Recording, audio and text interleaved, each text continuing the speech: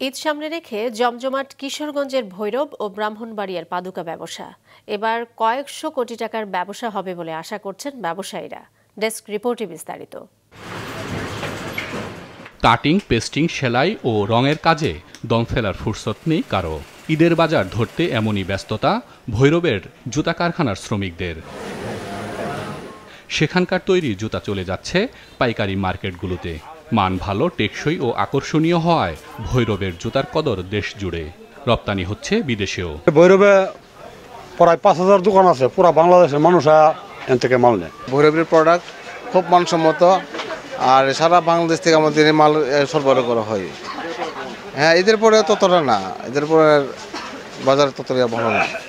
ভৈরবে ছোট বড় মিলিয়ে প্রায় 2,000 পাদুকা কারখানায় কাজ করছেন লক্ষাধিক শ্রমিক। জুতার ডজন হিসেবে কারিগররা 300 থেকে 700 টাকা মজুরি পেয়ে থাকেন। তবে মজুরি নিয়ে রয়েছে অসন্তোষ।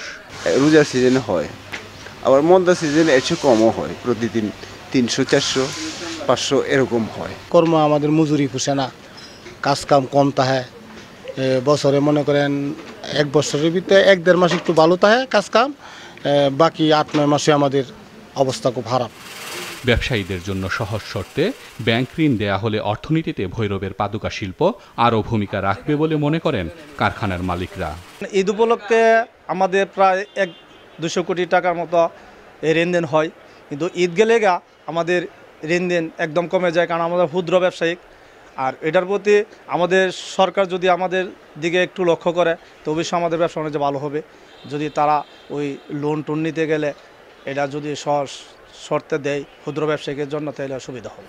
এদিকে ব্রাহ্মণবাড়িয়ার পাদুকা কারখানাগুলোতে প্রতি বছর রমজানের 1 মাস আগে থেকে শুরু হয় কর্মচাঞ্চল্য, চলে কোরবানির ঈদ পর্যন্ত। শ্রমিকরা জানান, জুতার সেলাই, ফোম, আঠাসহ সব ধরনের উপকরণ এবার কিনতে হচ্ছে বাড়তি দামে। এতে বাড়ছে উৎপাদন খরচ। এদের জন্য একটা কাজের একটা চাপ থাকে, এটা দেখে ভালো।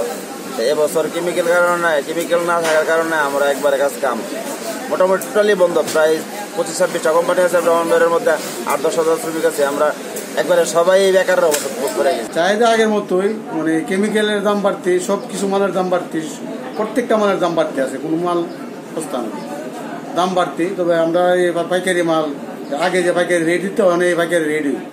কারখানার মালিকরা জানান, কয়েক সপ্তাহ ধরে রাসায়নিকের সরবরাহ না থাকায় বন্ধ 25টি অটো কারখানার উৎপাদন।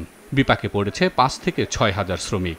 সরকার কাছে অনুরোধ, আমাদের কেমিক্যালগুলি যত তাড়াতাড়ি সম্ভব আমাদের যে ইনপুটার আছে তাদেরকে বললে এরা বলে নাকি কোডে আটকে দিচ্ছে, কোডেতে ছুড়ে দেওয়ার ব্যবস্থা করুক। ব্রাহ্মণবাড়িয়া 5,000 শ্রমিক আছে, 5,000 শ্রমিক এই কেমিক্যালের সাথে জড়িত। কেমিক্যাল না পালে আমরা যতই কাজ করি আমাদের মাল প্রোডাকশন দিতে পারবো না। আমরা ঈদ কিভাবে করবো, শ্রমিকগুলো কিভাবে বিদায় করবো, এই কথাটা তো যদি আমরা সব জিনিস আমাদের কাছে আছে, শুধু কেমিক্যালের শর্টের কারণে আজকে আমাদের ফ্যাক্টরিগুলি ধ্বংস হয়ে যেতেছে। উৎপাদনের দাম বাড়লেও খুচরা পর্যায়ে জুতার দাম না বাড়ায় বন্ধ হয়ে যাচ্ছে অনেক কারখানা। কয়েক বছর আগে জেলায় 5 শতাধিক পাদুকা কারখানা থাকলেও বর্তমানে টিকে আছে অর্ধ শতাধিক। হাসান মেহেদী, মাছরাঙা নিউজ ডেস্ক।